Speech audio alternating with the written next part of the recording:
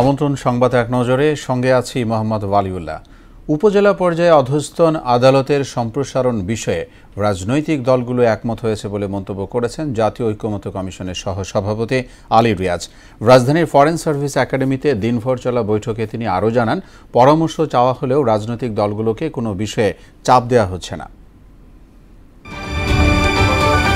দেশে বিশৃঙ্খলার পাশাপাশি ঝুলন্ত সংসদ গঠনের পাঁয়তারা চলছে বলে অভিযোগ করেছেন বিএনপি চেয়ারপারসনের উপদেষ্টা আব্দুস সালাম। আর দলের মহাসচিব মির্জা ফখরুল ইসলাম আলমগীর বলেছেন, নির্বাচন যত দেরি হবে দেশ ততই পিছিয়ে পড়বে। গণতন্ত্র পুনরুদ্ধারে নতুন করে সংগ্রাম শুরু হয়েছে বলেও মন্তব্য করেন তিনি। জুলাই পদযাত্রা সহ এনসিপির রাজনৈতিক কার্যক্রমে কেউ বাধা দিলে তাদের পরিণতি আওয়ামী লীগের মতো হবে বলে হুঁশিয়ারি দিয়েছেন জাতীয় নাগরিক পার্টি এনসিপির আহ্বায়ক নাহিদ ইসলাম। নাটোর শহরে মাদ্রাসা মোড় স্বাধীনতা চত্বরে এক পথসভায় তিনি একথা বলেন। দেশ গঠনের যাত্রায় কোনো আপোষ করা হবে না বলেও জানান নাহিদ ইসলাম। রাজধানী ঢাকাসহ সারা দেশে ডেঙ্গু পরিস্থিতি ক্রমেই ভয়াবহ হয়ে উঠছে। গেল ২৪ ঘন্টায় রোগে আক্রান্ত হয়ে ৩ জনের মৃত্যু হয়েছে। এ সময় হাসপাতালে ভর্তি হয়েছেন ৪৯২ জন, যা এবছরের সর্বোচ্চ আক্রান্তের রেকর্ড।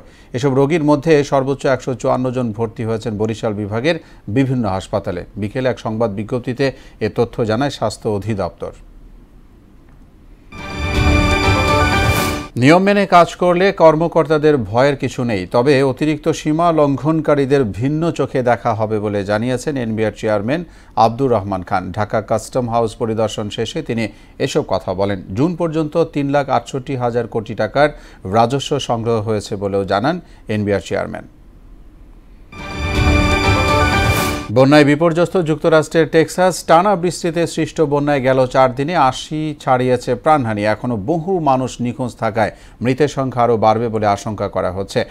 বিপর্যয় মোকাবেলায় ব্যর্থতার জন্য বিভিন্ন রাষ্ট্রীয় প্রতিষ্ঠানের তহবিল বাতিল সহ কর্মী ছাঁটাই নীতিকে দায়ী করছেন মার্কিনিরা। আগামী অক্টোবরে এএফসি এশিয়ান কাপ বাছাইয়ের তৃতীয় রাউন্ডে ২ দফায় হংকংয়ের মুখোমুখি হবে বাংলাদেশ। আর তার আগে প্রস্তুতির অংশ হিসেবে 2টি ফিফা প্রীতি ম্যাচ খেলবেন হামজা চৌধুরী, সমিত সোমরা। 2টি ম্যাচই হবে সেপ্টেম্বরে। ওই 2 ম্যাচে বাংলাদেশের প্রতিপক্ষ নেপাল। 6 সেপ্টেম্বর হবে প্রথম ম্যাচ, দ্বিতীয়টি 9 তারিখ। এ ছিল সংবাদ এক নজরে। সবশেষ খবর সবার আগে জানতে মোহনার সাথেই থাকুন।